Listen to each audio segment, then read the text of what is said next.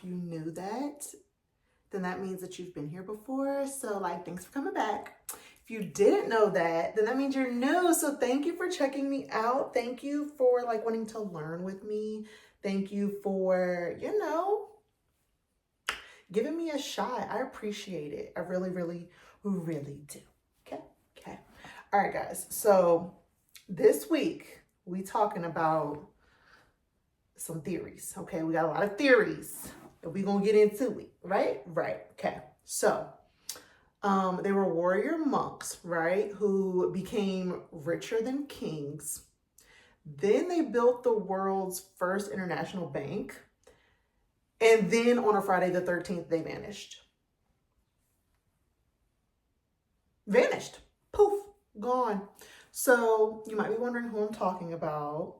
Okay. So today we are going to dive into the real history and the mysterious disappearance of none other than the Knights Templars. Yay! These men are literally like some of my favorite history to talk about, because there's just so much unknown that is just like, it just gets your brain going. And I love a good shoulda, coulda, woulda. Did you know what happened? Oh, no, what? Yeah. Some people do like drama television, and stories like this are, my type of drama television, even though it's not television, but, reading about this, I'll be in there like, yeah. Okay. So the Knights Templar, that's who we're talking about, right? So again, thank y'all for being here. Thank you. Welcome. Now, like, let's get into it, right? So in order to really start this story from the beginning, right, we're not going to start with the knights, okay? But instead, we're going to start with a holy war. Okay, so to better understand the Templars, we have to go back to the 11th century when Christian Europe was rising in power and looking outward, right? Okay. So the Middle East, including the Holy Land of Jerusalem, had been under Muslim control for centuries. And Jerusalem was and still is a religious epicenter. So it's really sacred to Jews, Christians, and Muslims alike. So for Jews, it's sacred to them because it's the site of Solomon's temple and where Abraham nearly sacrificed Isaac. For Christians, it's where Jesus was crucified and resurrected. And for Muslims, it's where the Prophet Muhammad ascended to heaven from the Al-Aqsa Mosque. I hope I said that right. No disrespect. So basically, control of Jerusalem was everything to all three of these religions. And in 1095, like I said, it had been under Muslim control for centuries. So in 1095, Pope Urban II saw an opportunity for Christians to reclaim this land. So at the Council of Clermont, he delivered a moving speech calling all Christians to take up arms and reclaim the Holy Land from the Muslim control.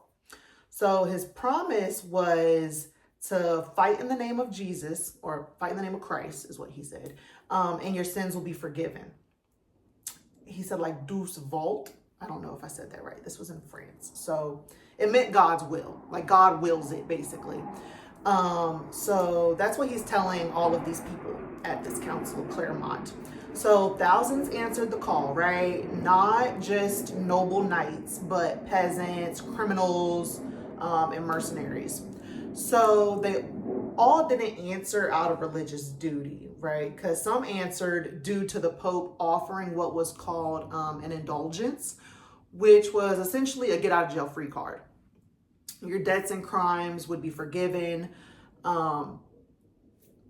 So some of the men joined, for glory.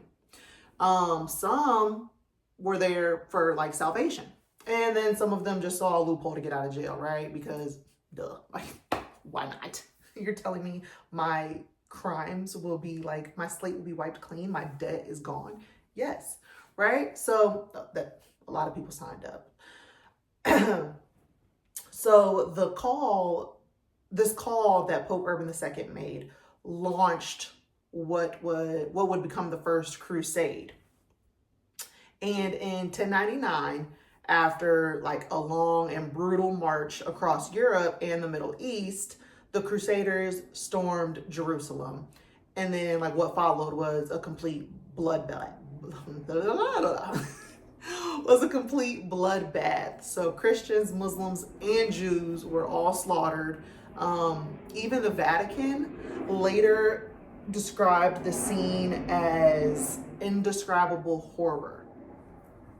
And I don't know if y'all can hear like a faint like whooshing or not. I'm not quite sure if you can hear it, but if you do, just know that like I live near a military installation and they are always doing like flight training. So it's literally like the sound of jets flying over my house every single day, all day. They don't train every day, but like it feels like it, okay, as much as you hear it. So if you hear a faint sound, a whooshing sound or something, just know it's jets flying over, all is well. Okay, great, thanks.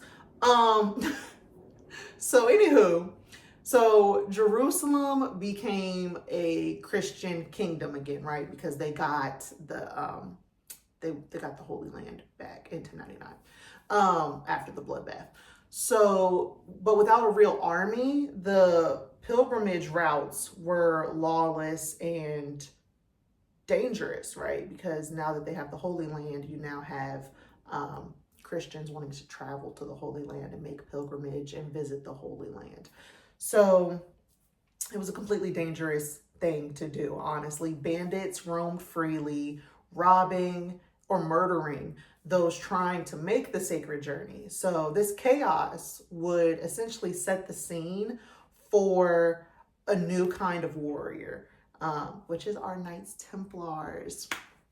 Yay! Okay, so in 1119, a French knight, Hugh de Payens, okay, he's from France, and he is a veteran of the First Crusade. So he proposed a new order, one that combined monastic vows with military purpose. So he and 8 other knights founded the Order of the Poor Fellow Soldiers of Christ and of the Temple of Solomon. Okay, soon known simply as just the Knights Templar. So they took vows, right, of poverty, chastity, and obedience, like monks, right, but swore to protect the pilgrims traveling to the Holy Land. So the King of Jerusalem gave them headquarters on the Temple Mount, which is believed to be the ruins of Solomon's temple. This wasn't just symbolic though, right? Because it was sacred ground and would become the heart of the Templar myth and mystery and legend. Okay, so once receiving their headquarters, they vanished from the public eye for nearly 9 years. Yeah, like literally almost a decade they went missing after they got their headquarters. We're gonna get into it. Okay, so where were they this whole time, right? Like that was my question. It's a valid question too, right? Because everybody wonders that. Like, what were they doing? You know, we don't know, but we do know that when they reemerged in like the 1120s, something had changed. And when I say something changed, I mean all of a sudden they were powerful, okay? They were respected and they were oddly wealthy. Yeah, so some scholars believe that during their silent years on the Temple Mount, they were excavating beneath it, and modern digs even revealed tunnels. And in these tunnels were Templar artifacts. Okay, so the next question is, what were they digging for, right? Okay, so some believe that They uncovered hidden Jewish treasure, possibly the temple's 200 tons of silver and gold that were rumored to have been buried there during the Roman siege in the year 70. Others think that they found more mystical items, like the Holy Grail or the Ark of the Covenant or the crown of thorns that Jesus, had on when he was crucified, or even ancient scrolls or gospels that could quite literally shake Christianity to its core. These are just some thoughts. We don't know for sure what they found. We just know that they went missing and reemerged, very much them men. Okay, all right. So by 1129, the Templars became a global powerhouse. They launched a massively successful recruitment campaign across Europe. And through this campaign, they gained land, money, and manpower in every single kingdom across Europe. Knights joined by the thousands, but when you joined, you had to take the monastic vows and give up all of your possessions to the order. And here's where they got smart, right, with their sudden wealth. Instead of protecting every traveler making the pilgrimage to the Holy Land, they set up commandery outposts, which essentially evolved into an international banking system. And when I say commandery outposts, essentially they set up like banks, like bank locations, right? So pilgrims could go to their local commandery, deposit money, receive a coded promissory note, and then cash it out in Jerusalem. So no one could forge or decode this promissory note. They were very good at coding stuff to keep secrets. They operated like a very secret society. Okay. So Templars created this secure cross-continental financial network. So, and obviously it's the first of its kind. So their wealth grew so much that they ended up even being able to give loans to kings, bishops, nobles. They were just doing it. And the church at the time banned usury, which is interest. So charging interest was illegal. But the Templars were like, we gonna charge rent. And that worked for them. They found a nice little loophole to still collect interest. They just called it rent. And the church turned a blind eye to this, which is crazy, but whatever.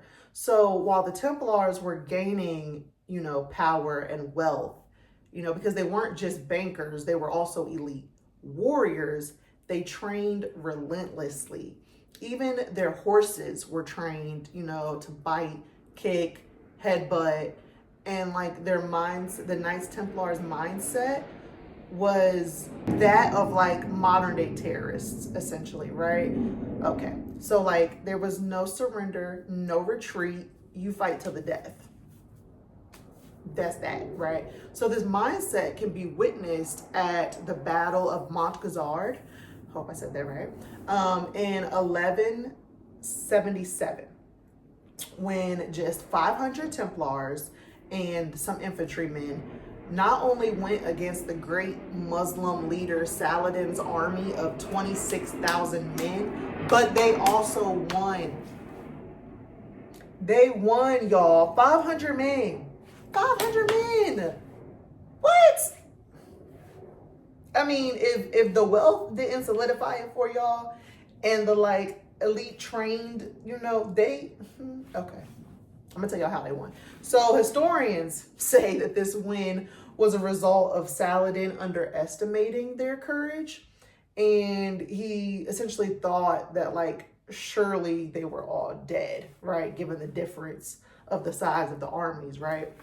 So yeah, he thought they were dead, I guess. I guess he thought his army handled it, but they didn't. So the Knights Templar ambush Saladin's personal guard, and Saladin didn't have any protection because he told his army to go off and plunder and pillage if y'all want.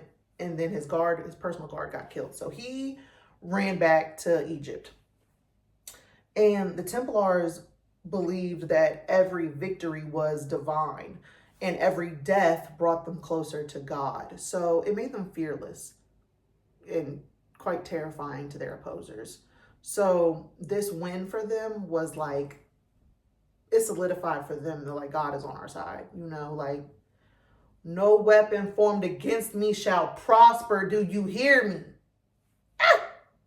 So yeah, that's that's how they won against 26,000 men. God was on their side. It was divine doing, right?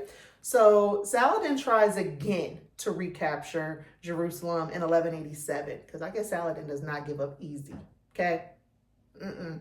So when he tries to reclaim Jerusalem in 1187, he wins. The Crusades lost a lot of momentum at this point. And then by the early 1300s, Europe was changing, okay? The church was fractured because they're getting different sects of the church, right? And the Templars were sitting on mountains of land and wealth and power, which, you know, intimidated a lot of powerful people. And one man saw an opportunity, and his name was King Philip IV of France. And he owed the Templars a massive amount of money, okay? And he wanted their treasure and their wealth. So in 1307, on Friday the 13th, he struck. Yeah. He sent troops to the Templars compounds across Europe and had them raided. The Knights were accused of heresy, blasphemy, devil worship, institutionalized homosexuality. Okay. He said they were worshiping a severed head, just all of the crazy things. Okay. The Knights were then tortured once they were all rounded up. They were tortured and burned at the stake.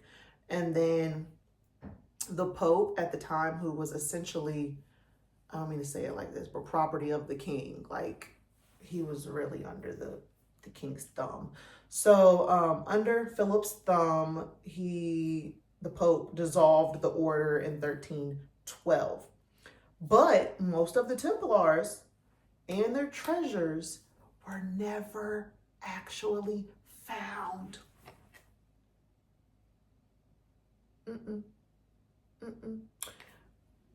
Where did they go? What do y'all think? I don't know, y'all. So the crazy thing is, right, is that just days before the arrests at the port of La Rochelle in France, Templars had a fleet of like 17 or 18 ships. And these ships were loaded up with unknown cargo and set sail. Days before the arrest, y'all. Days before the arrest. So did they take all of their wealth with them? Right? Because King Philip IV didn't find anything when he conducted his raids. Right? So were the Knights Templars tipped off about the raids beforehand? Like, where did they go? Where did they go? That's what we need to find out, y'all. And there are theories, okay? I'm going to give you a few. You let me know what y'all think, because, yeah, okay? And by the way, if I say a theory and, like, y'all find another theory, or if y'all come up with y'all own theory, like, leave it in the comments, because we're going to have to talk about this, because I just love it. I fell down a rabbit hole of all the theories, and there's so many, right? There's just so many that I couldn't give y'all all of them. So I gave y'all, you know, a handful. Let me know what y'all think. If y'all think it's something else completely, let me know, okay? Okay. There's a theory, right, of them going to Portugal. And when they got to Portugal, they were rebranded as the Order of Christ under King Dennis and offered protection. Okay, that's one theory. There's another theory that they went to Scotland. And while historians think that this wouldn't have been a smart idea due to that time being like storm season, there is a legend, right, that in Scotland, that they did make it there and that they helped Robert the Bruce win the Battle of Bannockburn and were rewarded with land and protection. Okay. And there's another theory that they came to America, and there is